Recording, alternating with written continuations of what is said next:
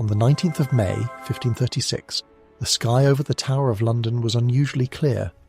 Inside the walls, a small crowd had gathered on a patch of green grass, not far from the chapel of St. Peter ad Vincula. They were not there to celebrate. They were there to watch a queen die. She had been married to the King of England for barely 3 years. She had given him a daughter, but not the son he demanded.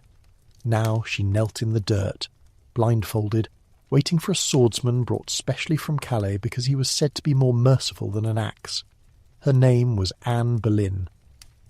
6 years earlier, the King of England had torn his country away from the authority of the Pope in Rome, broken an ancient marriage, and reshaped the religious identity of an entire nation, all so that he could make her his wife. Now he was not there to watch her die. He was miles away, in the countryside, waiting for the sound of a cannon that would tell him it was finished, and by some accounts, within 24 hours, he was already dressed in white, celebrating and making plans to marry someone else. How does a man go from tearing apart a kingdom for a woman's love to ordering her execution in the space of 1,000 days? This is not a story about a single villain. It is a story about a boy who was never supposed to be king, a man who believed he was chosen by God, and a king whose desperate hunger for a son would eventually consume 6 wives, 2 of his closest advisers, and the religious identity of England itself. To understand how a woman came to kneel on that patch of grass, we have to go back to the beginning, to a 9-year-old boy who watched his older brother be prepared for the throne, while he himself was raised for a very different life entirely. Welcome to the Sleepy Historian channel. Don't forget to subscribe and like the video. Henry Tudor was born on the 28th of June, 1491, at the Palace of Placentia in Greenwich, the 3rd child and 2nd son of King Henry VII and Elizabeth of York. His birth mattered to almost no one outside his immediate family. England already had an heir. His name was Arthur, and everything about his upbringing had been designed to prepare him for the throne. Arthur was named for the legendary King of Britain. Arthur had his own household, his own tutors, his own political marriage arranged before he could walk. Arthur was the future. Henry, by contrast, was raised for the church, or perhaps for a great noble marriage, or perhaps simply to exist as insurance in case something happened to his brother. Nobody expected that insurance to be needed. The world Henry was born into was not secure. His father, Henry VII, had not inherited the throne. He had taken it by force on a muddy battlefield at Bosworth in 1485, ending decades of civil war between the houses of Lancaster and York, known to history as the Wars of the Roses. The Tudor dynasty was 6 years old when Henry was born, and it did not feel permanent. It felt like a gamble that had so far paid off. This mattered enormously for how young Henry was raised, even though he did not understand it yet. His father was obsessed above all else with survival. Every decision Henry VII made was designed to prevent the kind of dynastic chaos that had defined England for most of the previous century. He hoarded money. He crushed rebellions ruthlessly. He arranged marriages as instruments of state, not as romance. He trusted almost no one completely. Young Henry grew up in the shadow of this anxious, careful, unloved court, but not at its centre. He spent much of his childhood at Eltham Palace with his sisters, under the supervision of his grandmother, Lady Margaret Beaufort, a formidable and devout woman whose own survival through the Wars of the Roses had made her as watchful as her son. Contemporary accounts describe the young Henry as bright, athletic and confident, a boy who excelled at the things a Renaissance prince was meant to excel at: languages, music, theology, hunting, wrestling and jousting. The Dutch scholar Erasmus, who met him as a child, was struck by his intelligence and his charm. Whatever Henry did, he seemed to do well, and everyone around him made sure he knew it. But he was not being trained to rule. That was Arthur's inheritance, not his. Then, in 1502, everything changed. Arthur, aged 15, had recently married a Spanish princess named Catherine of Aragon, the youngest daughter of Ferdinand and Isabella of Spain, one of the most powerful royal families in Europe.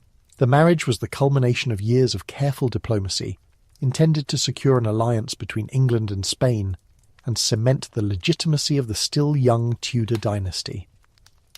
Months after the wedding, Arthur fell ill at Ludlow Castle, likely from what contemporaries called the sweating sickness, a mysterious and often fatal illness that periodically swept through England. He died in April 1502.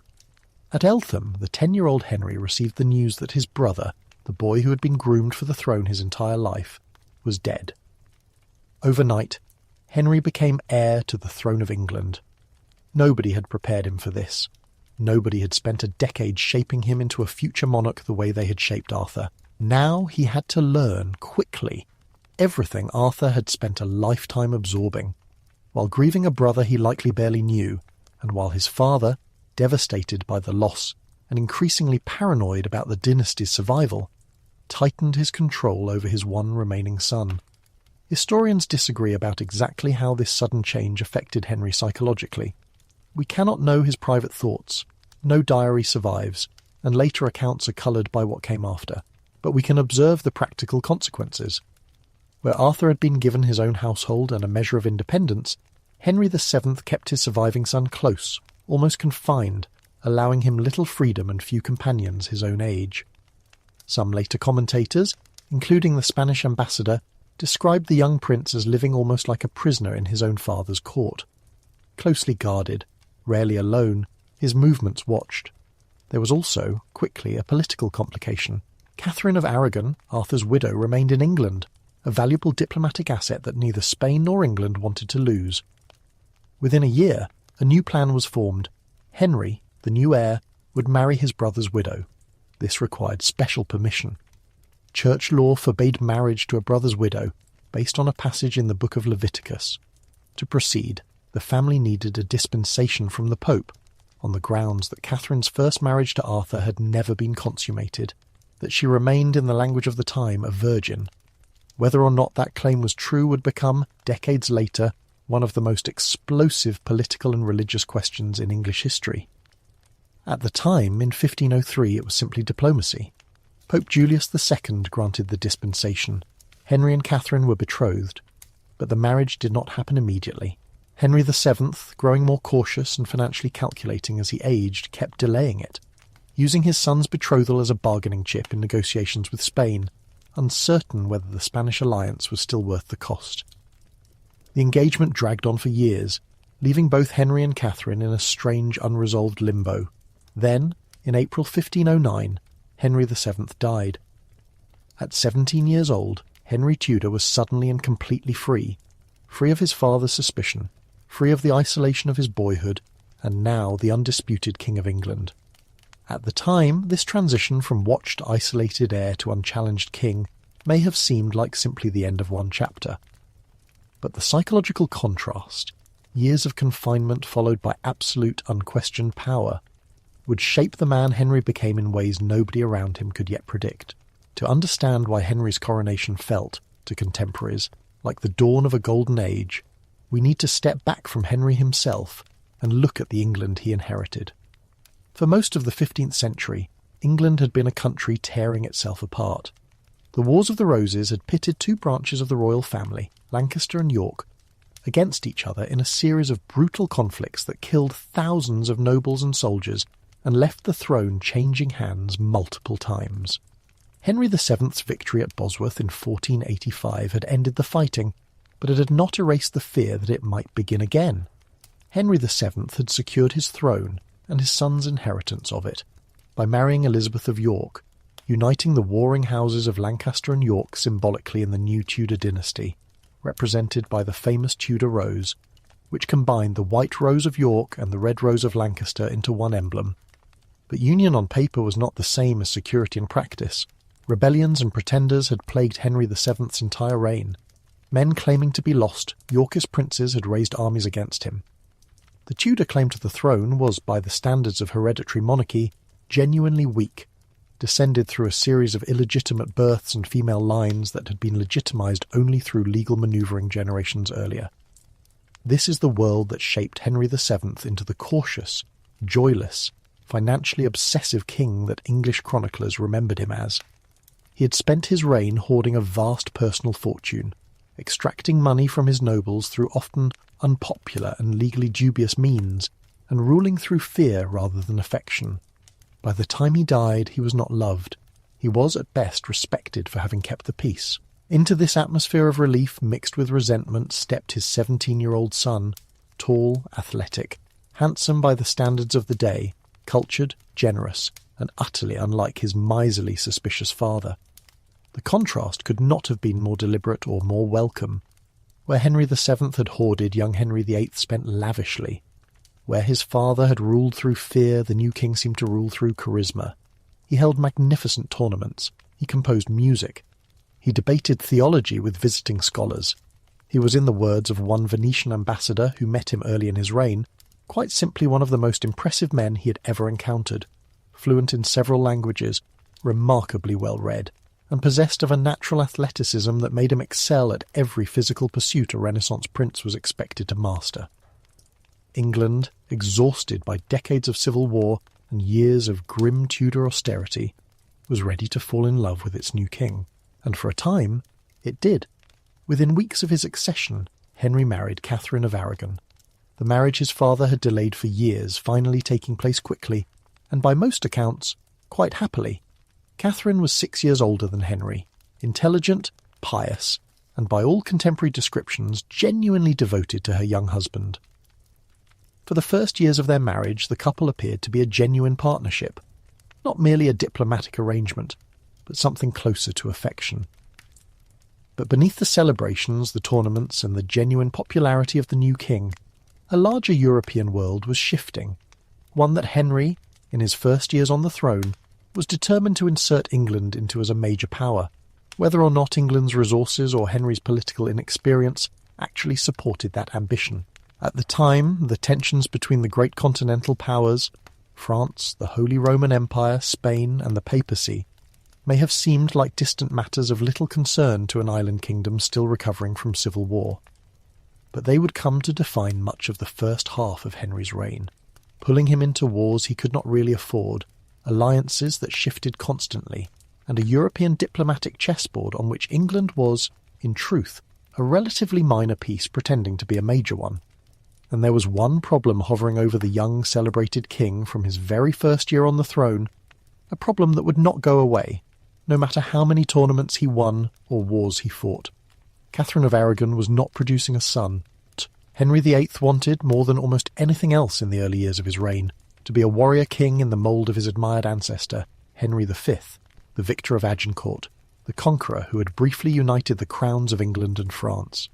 In 1512, and again in 1513, Henry led England into war against France, joining a coalition with Spain and the Holy Roman Empire. The campaigns were, in truth, militarily modest. England won a cavalry skirmish grandly remembered as the Battle of the Spurs, and captured a couple of minor French towns. But Henry experienced them as personal triumphs, exactly the kind of chivalric glory he'd been raised on through romances and tournament culture. Meanwhile, back in England, Catherine, acting as regent while her husband campaigned in France, presided over a genuinely significant English victory. In September 1513, an invading Scottish army under King James IV, Henry's brother-in-law was crushed at the Battle of Flodden. James IV himself was killed, the highest-ranking monarch to die in battle in British history up to that point. It was, arguably, the most important military victory of Henry's entire reign, and Henry had not been there for it. Catherine had overseen the English response. This period established a pattern that would recur throughout Henry's reign. His own sense of himself as a great warrior king frequently outpaced the actual military and financial reality of what England could achieve, while the less glamorous work of government was often being handled effectively by others. It also established the man who would dominate English government for the next 15 years, Thomas Wolsey. Wolsey was a butcher's son from Ipswich who had risen through the church and royal administration through sheer administrative brilliance. He had organised the logistics of Henry's French campaigns with remarkable efficiency, and Henry, who had little patience for the tedious daily work of governing, increasingly relied on him for everything. By 1515, Wolsey was Archbishop of York and Lord Chancellor of England. Soon after, the Pope made him a cardinal, and eventually his personal representative, Legata Laterae, giving him authority that in practice made him the most powerful churchman in England, answerable in theory only to the Pope himself. For much of the 1510s and into the 1520s, the arrangement suited both men perfectly. Henry could indulge in hunting, tournaments, music, theology, and diplomacy on the grand European stage, while Wolsey ran the actual machinery of government, collecting taxes, administering justice, and managing England's relationships with France, Spain, and the Holy Roman Empire.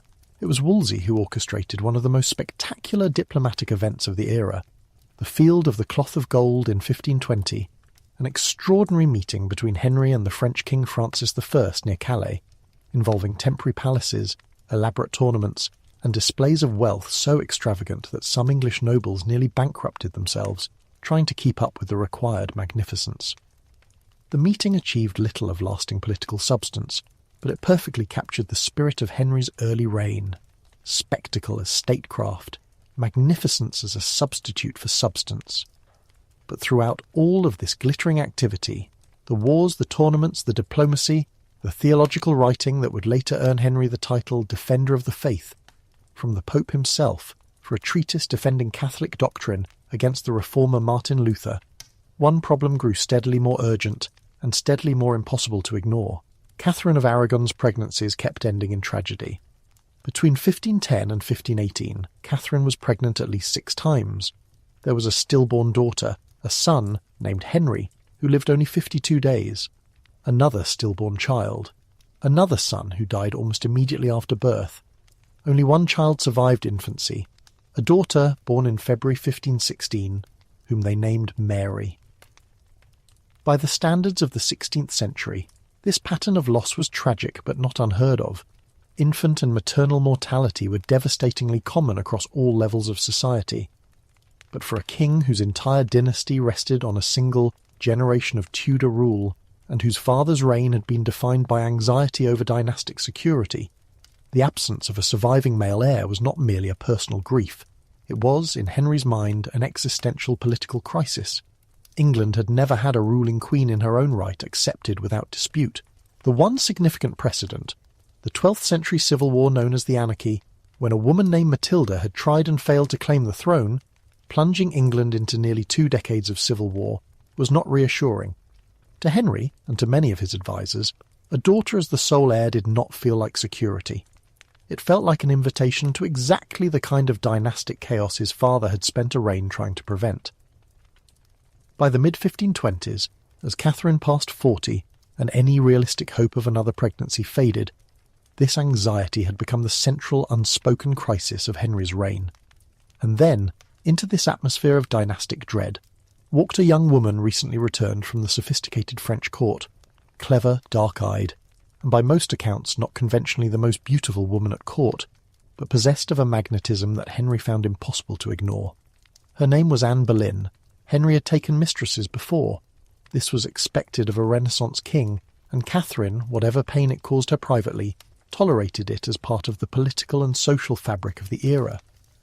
Most notably, Henry had a lengthy affair with Anne Boleyn's own sister, Mary Boleyn, which likely produced at least 1, possibly 2, children whom Henry never formally acknowledged as his own. Anne Boleyn was different from the start, and the difference would change the history of England. Anne had spent years at the French court, one of the most cultured and intellectually vibrant courts in Europe, serving Queen Claude of France.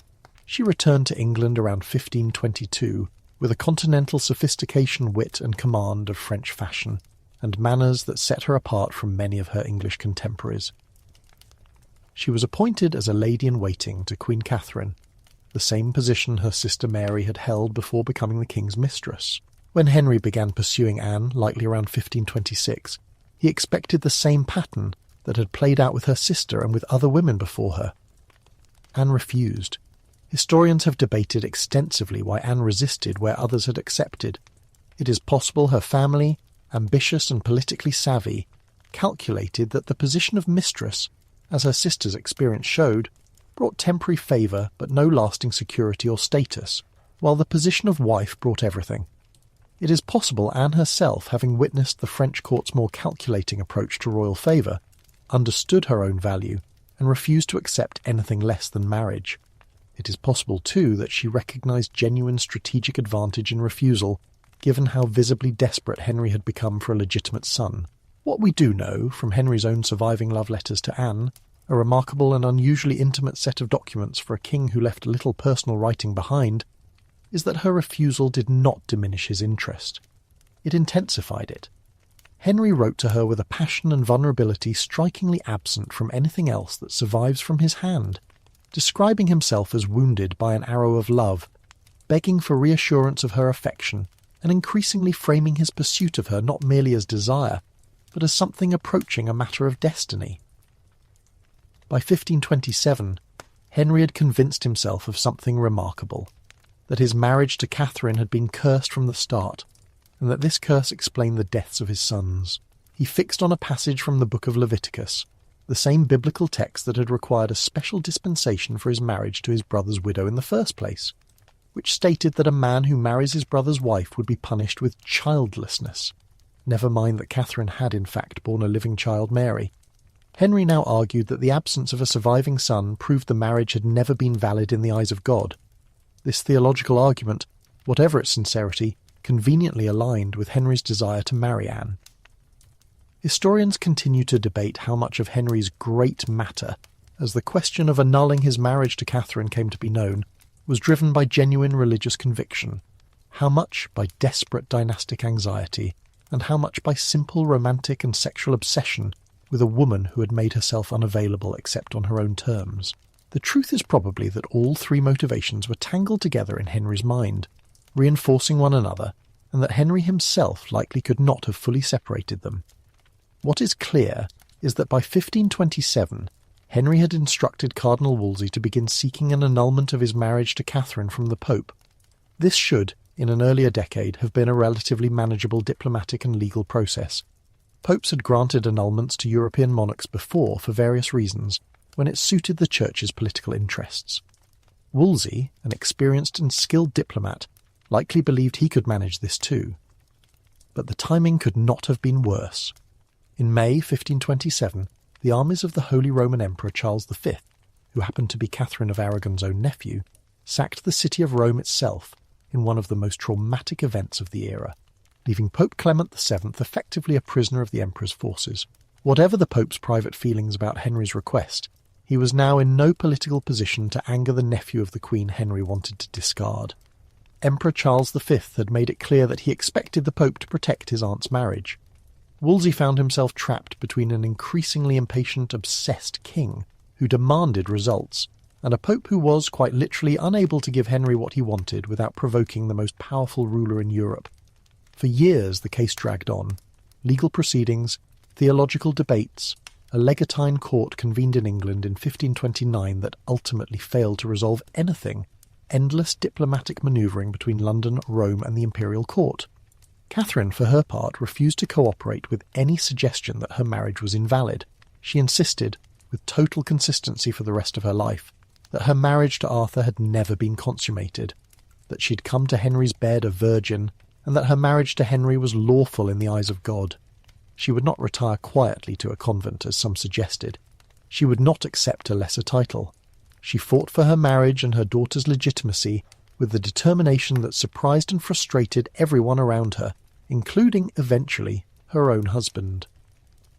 At the time, this legal and theological deadlock may have seemed like simply a frustrating delay to Henry's marriage plans. It would, in fact, become the crack that split the religious identity of an entire nation. By 1529, Henry's patience with Wolsey had run out. The cardinal had failed to deliver the annulment, and in the brutal political logic of Henry's court, failure was unforgivable. Wolsey was stripped of his political offices, charged with offences under an obscure law called praemunire, essentially exercising papal authority within England without royal permission, the very authority Henry himself had helped him accumulate for years. Wolsey died in 1530, on his way to London to face likely execution, reportedly telling those around him that if he had served God as diligently as he had served his king, God would not have abandoned him in his old age. The fall of Wolsey removed the one man who might have found some diplomatic middle path. What replaced him was a different kind of solution entirely, one that would not merely secure Henry's annulment, but would fundamentally and permanently transform the relationship between England and the Roman Catholic Church. 20 years earlier, Henry VIII had entered his reign as a celebrated young king, a devoted husband, and such a committed defender of Catholic orthodoxy that the Pope himself had granted him the title, Defender of the Faith, for a treatise attacking Martin Luther. Now, in the early 1530s, that same king was preparing to break entirely with the authority of Rome, not primarily out of theological conviction, but because Rome would not give him what he wanted. This is the moment to pause and reset, because the scale of what happened next can be easy to lose amid the personal drama of Henry's marriages. What took place in England between roughly 1532 and 1536 was nothing less than a revolution in the structure of religious and political authority, one that would permanently alter the trajectory of English history, trigger decades of religious conflict, and produce consequences that outlived Henry by well over a century. The architect of this revolution was a lawyer named Thomas Cromwell, who rose to fill the vacuum left by Wolsey's fall. Where Wolsey had tried to work through the existing structures of the Church, Cromwell had a far more radical solution. If the Pope would not grant Henry his annulment, then Henry did not need the Pope's permission at all. England's monarch, Cromwell argued, could simply be declared the supreme head of the Church in England, with the authority to resolve his own marital and religious questions without reference to Rome. This argument gave legal and theological shape to something Henry, in his frustration and his growing sense of his own divine authority as king, was increasingly eager to believe. Between 1532 and 1534, a series of acts pushed through Parliament systematically dismantled papal authority in England and replaced it with royal authority. The Act of Supremacy, passed in 1534, declared Henry the supreme head of the Church of England, a title that gave him not merely political but religious authority over the English Church, its doctrine, its clergy, and its property. This was not, in its origins, a Protestant Reformation in the theological sense that was simultaneously transforming parts of Germany and Switzerland under figures like Luther and, later, Calvin. Henry himself remained, for most of his life, theologically fairly conservative and hostile to many core Protestant doctrines. What he wanted was not a new theology. He wanted control. Control over marriage, over church property, and above all control over the question of his own succession, without having to ask permission from an Italian bishop who answered, in practice, to Henry's wife's nephew. But the political and religious consequences went far beyond what Henry may have originally intended. Breaking with Rome meant breaking, sometimes violently, with anyone who refused to accept the new order. The most famous casualty was Thomas More, the brilliant humanist scholar, former close friend of Henry's, and Wolsey's eventual successor as Lord Chancellor. More was a man of deep and genuine Catholic conviction, who could not, in good conscience, accept Henry's claim to supreme religious authority over the English Church, nor publicly endorse the annulment of Henry's marriage to Catherine. He resigned his office and largely tried to withdraw from public controversy, hoping his silence would be accepted as sufficient. It was not. In 1534, Parliament passed the Act of Succession, requiring an oath acknowledging the legitimacy of Henry's new marriage and implicitly his supremacy over the Church. More refused to take the oath. He was imprisoned in the Tower of London, tried on charges of treason based substantially on the testimony of a single witness regarding a private conversation, and executed in July 1535. Bishop John Fisher, one of the few senior English clergymen who had publicly and consistently supported Catherine of Aragon's cause and refused to accept Henry's religious supremacy, was executed weeks before, More, in June 1535. These executions shocked observers across Europe. More in particular had been one of the most respected intellectual figures of his era, a friend and correspondent of Erasmus, admired even by many who disagreed with his politics. That Henry was willing to execute a man of such stature for refusing an oath revealed something important about how far the king's understanding of his own authority had travelled since the affable young prince, who had once debated theology for pleasure. Meanwhile, the practical machinery of the break with Rome extended into one of the most significant economic transformations in English history, the dissolution of the monasteries, beginning in earnest around 1536 and continuing for several years, in which Cromwell systematically closed England's monasteries and convents and transferred their substantial land holdings, accumulated over centuries, to the Crown. This achieved multiple goals simultaneously. It eliminated institutions with loyalty to Rome. It provided Henry with an enormous windfall of wealth at a moment when royal finances were perpetually strained, and it allowed Henry to reward loyal nobles and gentry with confiscated monastic lands, binding their fortunes to the survival of the religious settlement he'd created. It is worth pausing to understand why this mattered so profoundly to ordinary people. not merely to theologians and nobles. Monasteries were not simply religious institutions. They were hospitals, schools, sources of charity for the poor, employers, and landlords across enormous portions of the English countryside. Their sudden, often brutal dissolution, accompanied by the destruction of shrines, relics, and centuries-old religious art and architecture that had structured the spiritual and social life of English communities, was experienced by many ordinary English people not as liberation, but as a profound and frightening rupture. This rupture produced the largest domestic rebellion of Henry's entire reign, the Pilgrimage of Grace, which erupted in the north of England in 1536, drawing tens of thousands of participants protesting the dissolution of the monasteries and the broader religious changes of Henry's government. It was, by far, the most serious internal threat Henry ever faced. He responded with a combination of false promises of clemency and, once the rebellion had dispersed on the strength of those promises, brutal reprisal. Several hundred participants, including leaders who had trusted the king's word, were eventually executed. At the time, this may have seemed to Henry like simply the necessary suppression of religious troublemakers, but the pattern established here, sweeping religious transformation imposed from above, met with popular resistance, met in turn with ruthless suppression, would echo through English history for generations as successive monarchs pulled the country's official religion back and forth between Catholic and Protestant, with devastating human cost for the rest of the 16th century and beyond.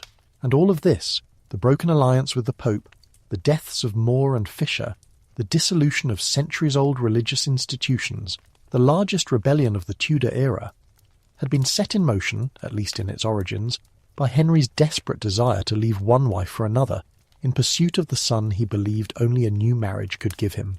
In January 1533, Henry had secretly married Anne Boleyn, who was already pregnant. In May, Archbishop Thomas Cranmer, the new head of the now largely independent English Church, formally declared Henry's marriage to Catherine invalid and his marriage to Anne valid. Catherine was demoted to the title of Princess Dowager, a title referring to her status as Arthur's widow rather than as Henry's queen, a title she refused until her death in 1536 to ever accept for herself. Anne Boleyn was crowned Queen of England in June 1533. She was at last exactly what she and her family had held out for years to achieve, and within 3 years she would be dead, executed on the orders of the very king who had upended his kingdom to marry her. It is worth stopping here, at roughly the midpoint of this story, to take stock of what had actually happened. 25 years earlier, Henry Tudor had ascended the throne as a beloved, athletic, culturally brilliant 17-year-old, married happily to a Spanish princess, celebrated across Europe as a Renaissance ideal of kingship. He had wanted, more than anything, 3 things: military glory to rival his hero Henry V, a magnificent and cultured court to rival the great monarchs of Europe, and a legitimate son to secure the Tudor dynasty his father had fought so hard to establish. By the mid-1530s, the military glory had proven mostly illusory. Expensive campaigns that achieved little lasting advantage. The magnificent court remained, but it was now a court haunted by executions, religious upheaval, and a king whose temper had grown markedly more volatile and dangerous with age, and with the physical decline that would increasingly plague him, after a serious jousting accident in 1536 left him with a leg wound that never properly healed, and that may have caused lasting damage to his temperament as well as his body. And the son, the one thing that had driven the entire catastrophic sequence of events, still did not exist. Anne Boleyn's much-anticipated first child, born in September 1533, was not a son. It was a daughter named Elizabeth. Henry, though disappointed, initially remained publicly optimistic that sons would follow. They did not. Anne suffered at least 1, likely 2, subsequent miscarriages, including, devastatingly, a miscarriage in January 1536 of what was reportedly a male fetus, occurring, according to some accounts, within days of Catherine of Aragon's own death from illness at Kimbolton Castle. By this point, the woman Henry had once pursued with obsessive poetic devotion had become, in his eyes, another disappointment, another wife who had failed to give him what he needed most. And Henry's attention had already begun to drift toward a quiet, unassuming young woman at court named Jane Seymour. What happened to Anne Boleyn in the following months remains one of the most debated episodes in English history. In April and May of 1536, Anne was suddenly accused of adultery with multiple men at court, including, in the most shocking accusation, her own brother, George Boleyn, on charges of incest. She was arrested, tried and convicted on evidence that many historians, both at the time and since, have considered deeply questionable, based substantially on coerced or unreliable testimony gathered by Thomas Cromwell, who by this point had his own political reasons for wanting Anne removed, having fallen out with her over religious and political policy disagreements, including her opposition to how the dissolved monastery wealth was being distributed. We cannot know with certainty what combination of factors destroyed Anne Boleyn: genuine, if implausible, suspicion on Henry's part, Cromwell's political manoeuvring, Henry's simple desire to be rid of a wife who had failed to produce a son and free to marry another who might, or some combination of all of these. What we do know is that the evidence presented against her was thin even by the standards of Tudor treason trials, that several of the men also convicted alongside her, including musician Mark Smeaton, appear to have confessed only under considerable pressure, and that Henry moved with remarkable speed, becoming betrothed to Jane Seymour within 24 hours of Anne's execution and marrying her just 11 days later. The woman for whom Henry had broken from Rome, executed close friends, and reshaped the religious identity of England was gone. And the pattern that would define the remainder of his reign, a king whose desperate need for control and certainty made him capable of destroying anyone, however close, however recently beloved, who stood between him and what he believed he needed, had now been fully, brutally established. There would be 4 more wives, there would be more executions, and England itself, having already been transformed once by Henry's obsessions, was not finished changing yet. Jane Seymour has often been remembered, somewhat unfairly, as the quiet, forgettable wife sandwiched between the drama of Anne Boleyn and the wives who followed. This does her a disservice. Jane's very quietness, her demure public presentation, her apparent avoidance of political controversy, her carefully cultivated image as modest and obedient, was, in the context of what had just happened to her predecessor, almost certainly a deliberate strategy, encouraged by her ambitious family and by court factions eager to see Anne Boleyn's influence and her family's power replaced. Jane succeeded spectacularly at the one thing that had eluded both of Henry's previous wives in his eyes. In October 1537 she gave birth to a healthy son, Edward. The celebrations across England were, by contemporary accounts, extraordinary. Bonfires, church bells, gun salutes. After 28 years on the throne and 3 marriages, Henry finally had what he had wanted since the earliest years of his reign: a living, legitimate male heir. The triumph was almost immediately shadowed by tragedy. Jane developed complications after the birth, likely a form of postpartum infection, and died less than 2 weeks later. Henry, by most accounts, was genuinely devastated. Of all his wives, Jane was the one he later requested to be buried beside when he himself died, and the one whose portrait he retained most prominently. For a brief period after Jane's death, Henry appeared to have achieved something like the stability he had spent decades pursuing so destructively. He had his son. He had broken definitively with Rome and established the crown's supremacy over the English Church. He had survived the largest rebellion of his reign. He was, by the standards of his era, an old man, overweight, increasingly unwell, his leg wound chronically infected, his temper by all accounts growing shorter and more paranoid with each passing year. But the machinery of court politics, religious faction, and dynastic anxiety that Henry had built around himself did not pause simply because he had, for the moment, gotten what he wanted. Thomas Cromwell, still Henry's chief minister, now turned his attention to the delicate question of who Henry's 4th wife should be, a decision that would prove to be Cromwell's own undoing.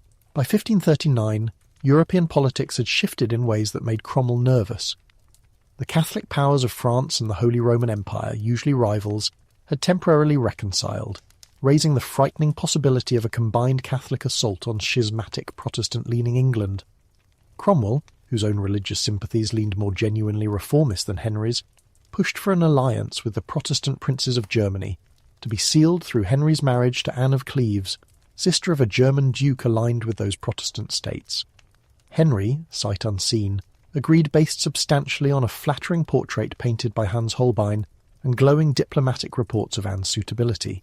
When Anne arrived in England in late 1539 and Henry finally met her in person, he he was, by multiple contemporary accounts, deeply and visibly disappointed, finding her appearance and manner far less appealing than he had been led to expect, and reportedly complaining that he had been misled about her attractiveness. Whatever the truth of Henry's reaction, and some historians have questioned whether contemporary accounts exaggerated his disappointment, the political marriage proceeded in January 1540, largely because Henry felt he could not gracefully withdraw without a serious diplomatic incident. It did not last. The marriage was never consummated by Henry's own later insistence, and by July 1540 it had been annulled, with Anne of Cleves receiving a remarkably generous settlement, a title as the king's beloved sister, and, unlike most of Henry's other marital entanglements, the good fortune of surviving the experience entirely unharmed, outliving Henry himself by a decade. Cromwell was not so fortunate. The disastrous Cleves marriage, combined with mounting resentment from conservative factions at court, who had long opposed Cromwell's religious reforms, and his enormous accumulated power, gave Henry's enemies the opening they needed. In June 1540, Cromwell was arrested on charges of treason and heresy. He was executed the following month, on the very same day, notably, that Henry married his fifth wife. It is worth pausing on the fall of Cromwell, because it illustrates something essential about how Henry's court functioned by this point in his reign. Cromwell had served Henry with extraordinary effectiveness for a decade, engineering the entire legal and administrative architecture of the break with Rome, filling Henry's treasury through the dissolution of the monasteries, and managing the day-to-day business of government with a competence that freed Henry to focus on the aspects of kingship he actually enjoyed. None of that ultimately mattered. A single serious misjudgment, arranging a marriage the king found personally unappealing, was enough to end not merely Cromwell's career, but his life. This was the environment Henry had built around himself. Brilliant, essential ministers, first Wolsey, now Cromwell, who could rise to command enormous power and who could be destroyed almost instantly the moment they failed to deliver exactly what the king wanted, or the moment factional rivals found sufficient leverage against them. It was a system that rewarded short-term loyalty and long-term paranoia in equal measure, and it would claim one more prominent victim before Henry's reign was finished.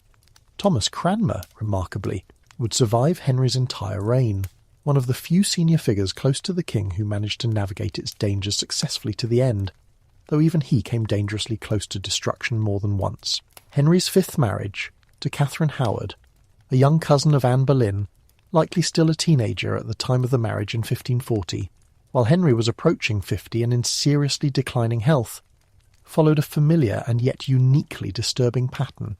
Catherine Howard's family, the powerful and ambitious Howards, had already placed one daughter of their line on the throne, with catastrophic results for Anne Boleyn.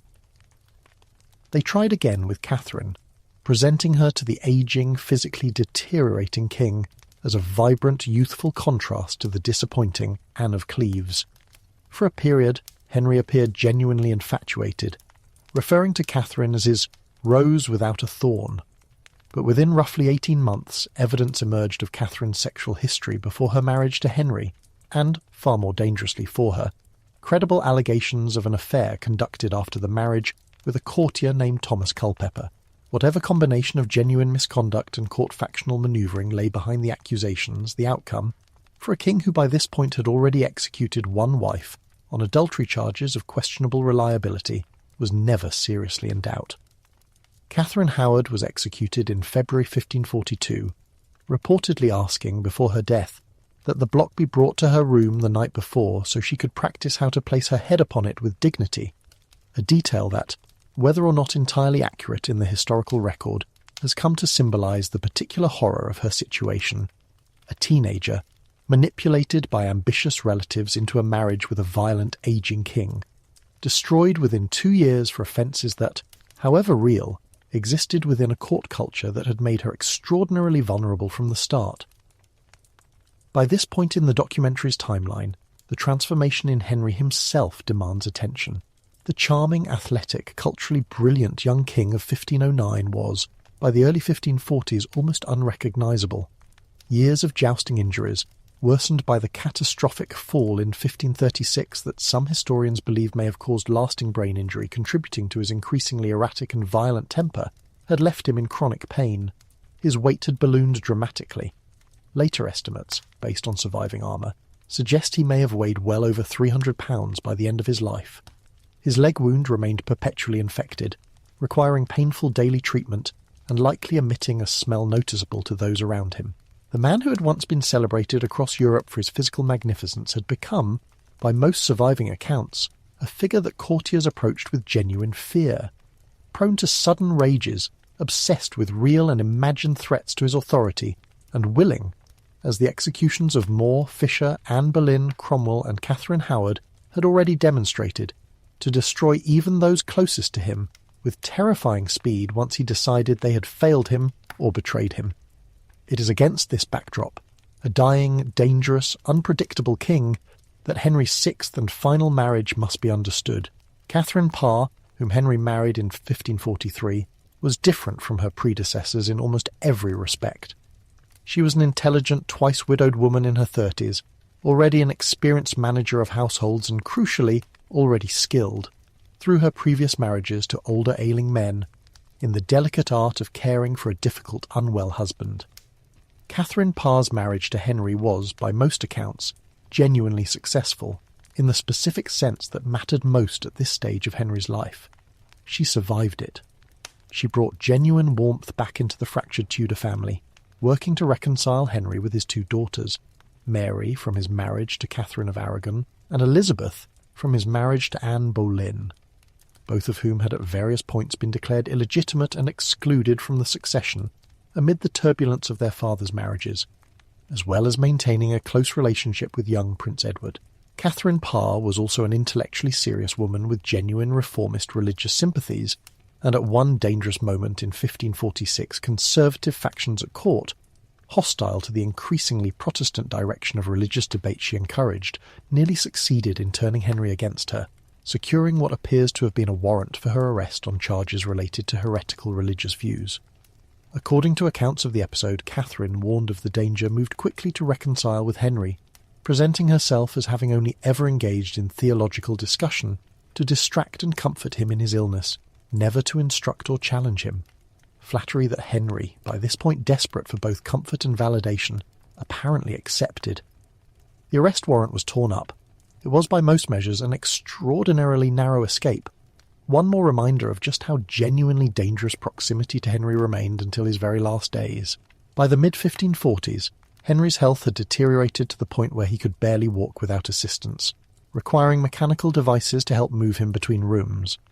His final years were dominated by continued, expensive and largely inconclusive wars with France and Scotland, pursued partly out of the same desire for martial glory that had animated the young king decades earlier, now pursued by a body that could barely sustain the ambition. Henry VIII died on the 28th of January 1547 at the Palace of Whitehall at the age of 55. His 9-year-old son, Edward, inherited the throne as Edward VI, the son whose existence had, directly or indirectly, cost 2 wives their lives, cost Thomas More and John Fisher and Thomas Cromwell their heads, and reshaped the religious identity of England forever. Many accounts of Henry's life end with his death, but the consequences of his reign, for his family, for his kingdom, and for the religious settlement he had imposed, continued to unfold for decades after his body was laid to rest beside Jane Seymour's at Windsor, exactly as he had requested. Edward VI reigned only 6 years, dying of illness in 1553 at just 15 years old, having been raised under the guidance of Protestant-leaning regents who pushed England's official religion considerably further toward Protestantism than Henry himself, theologically conservative to the end, despite his political break with Rome, had ever intended. Edward's death triggered a succession crisis that revealed just how unresolved Henry's dynastic anxieties had remained even after his death. A brief, unsuccessful attempt to place the Protestant Lady Jane Grey on the throne was crushed within days by supporters of Henry's elder daughter Mary, who became England's first officially recognised ruling queen. Mary's reign was defined, in significant part, by her attempt to reverse her father's religious revolution and restore Catholicism and papal authority in England, a project pursued with a severity, including the execution by burning of several hundred Protestants, that earned her the enduring nickname Bloody Mary in later Protestant historical memory. Mary died childless in 1558, after just 5 years on the throne. The crown then passed to Henry's younger daughter, The child of the woman he had executed on the grass of the Tower of London 22 years earlier, Elizabeth I would reign for 45 years, longer than her father, becoming one of the most celebrated monarchs in English history, presiding over a re-establishment of Protestant religious settlement that would, this time, prove durable, and overseeing a period of cultural flourishing, naval expansion, and relative political stability that stood in stark contrast to the turbulence of her father's reign and the brief chaotic reigns of her siblings. There is a particular historical irony worth sitting with here. Henry VIII spent decades and destroyed multiple marriages and several lives in a desperate pursuit of a male heir because he believed, with total conviction, that a female monarch would mean instability and disaster for England. His son Edward's reign, brief and troubled, arguably came closer to producing exactly that kind of instability than either of his daughters' reigns did. And it was Elizabeth, the daughter from the marriage that had caused the single greatest rupture of his reign, the daughter he had once declared illegitimate, who ultimately provided England with the stable, successful, long-lasting monarchy that Henry had spent his entire adult life trying, through increasingly destructive means, to guarantee. How should we understand the man at the centre of this story? For centuries after his death, Henry VIII's historical reputation shifted according to the needs and prejudices of those doing the remembering. Protestant historians of the 16th and 17th centuries, writing in a country that had ultimately settled into Protestant religious identity, often emphasised Henry's role as the founder of English religious independence, downplaying or explaining away the brutality of his methods. Catholic writers, particularly those sympathetic to the executed More and Fisher, or to the wronged Catherine of Aragon, painted a starkly different portrait. A tyrant who had destroyed saints and torn his country from the true faith to satisfy his own lust and vanity. Victorian historians, writing in an age fascinated by domestic morality, often fixated heavily on the marriages and executions, producing the popular image that has dominated popular culture ever since. Henry as the wife-collecting, wife-killing monster of nursery rhyme and popular memory, immortalised in the grim schoolroom mnemonic for the fates of his 6 wives: divorced, beheaded, died, divorced, beheaded, survived. Modern historians have generally tried to construct a more complicated picture, one that neither excuses the genuine brutality of Henry's actions, nor reduces an enormously consequential 55-year life to a simple morality tale about a tyrannical husband. Several things can be true simultaneously. Henry VIII presided over the execution of 2 of his 6 wives, along with a former close friend and Lord Chancellor in Thomas More, a bishop in John Fisher, and a chief minister in Thomas Cromwell, who had served him with remarkable, transformative effectiveness for a decade. He ruled through a legal and political system that made it extraordinarily easy to convict political enemies of treason on thin or manufactured evidence, and he used that system ruthlessly against anyone, however recently beloved, however loyal, however essential, who stood between him and what he had decided he needed. And also, Henry inherited a still fragile, recently established dynasty, born into a court that had trained him from age 10 to believe that the alternative to strong, decisive, even ruthless royal authority was the kind of civil chaos that had consumed England for most of the previous century. He suffered, across decades, from an accumulation of physical injuries and declining health that modern medical historians believe likely affected his mental state, his impulse control, and his temperament in ways that neither he nor his contemporaries could have properly understood or named at the time. He operated within, and helped further entrench, a broader Tudor and early modern European political culture, in which the arbitrary, violent exercise of monarchical power against nobles, clergy and spouses alike was not an aberration, but a fairly ordinary if brutal feature of how absolute monarchy functioned. None of this excuses what happened to Anne Boleyn, most likely convicted on fabricated or wildly exaggerated evidence to clear the way for a marriage that might finally produce a son. None of it excuses what happened to Catherine Howard, a teenager thrust by her ambitious family into marriage with a violent, unwell man 3 times her age. None of it excuses the execution of More and Fisher for the crime of following their own conscience, or the brutal suppression of the Pilgrimage of Grace after Henry had promised its leaders clemency. But understanding why Henry became capable of these things, the childhood confinement that followed his sudden elevation to heir, the crushing dynastic anxiety inherited from a father, who had fought a lifetime to secure a throne that never felt fully secure, the physical and likely psychological deterioration of his later years, the political culture of absolute royal authority he was raised to believe in without question, helps us see him not simply as a cartoonish monster, but as a specific, historically situated human being whose particular combination of power, trauma, ideology, and declining health produced genuinely catastrophic consequences for the people closest to him, and, in different ways, for the country he ruled. Was Henry VIII the architect of his own tragedy, a man whose insecurities and appetites drove him to destroy everyone who threatened his sense of control? Or was he, in some meaningful sense, also a product of forces larger than himself? A dynastic system that made a male heir feel like the difference between stability and civil war, a medical and psychological reality about the effects of chronic pain and possible brain injury that nobody around him could diagnose, a political culture of absolute monarchy that gave him nearly unlimited power over the lives of everyone around him, with almost no meaningful check on how he used it. The honest answer, as with most genuinely significant historical figures, is probably both. Henry made choices, cruel, often clearly self-serving choices, dressed up in the language of law, theology, and necessity.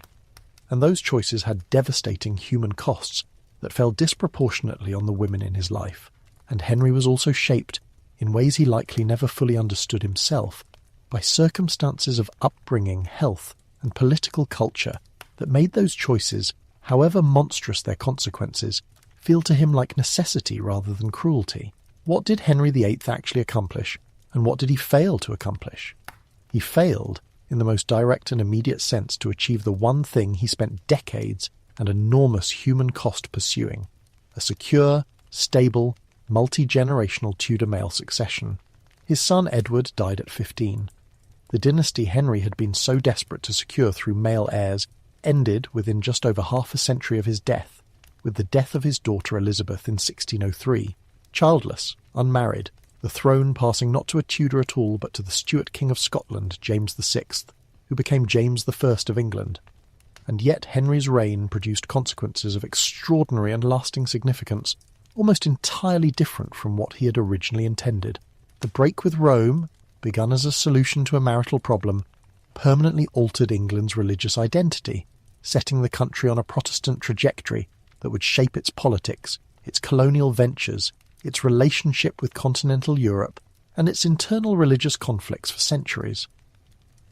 The dissolution of the monasteries redistributed land and wealth on a scale that reshaped English society, strengthening the gentry class that would eventually challenge royal authority itself in the following century's civil wars. The establishment of the Crown's supremacy over the Church of England created a religious institution, the Church of England, that remains to this day England's established church, and the daughter he once declared illegitimate and largely disregarded in his desperate pursuit of a son went on to preside over one of the most celebrated periods in English history, a reign so significant it gave its name to an entire cultural era, the Elizabethan Age.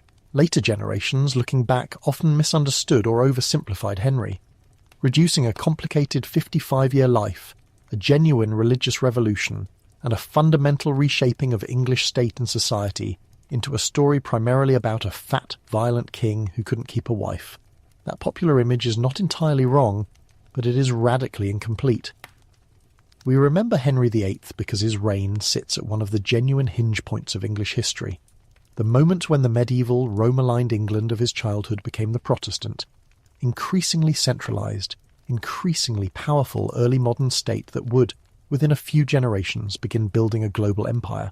We remember him because the human drama of his marriages, the ambition, the obsession, the betrayal, the violence, remains one of the most compelling and disturbing stories in European royal history.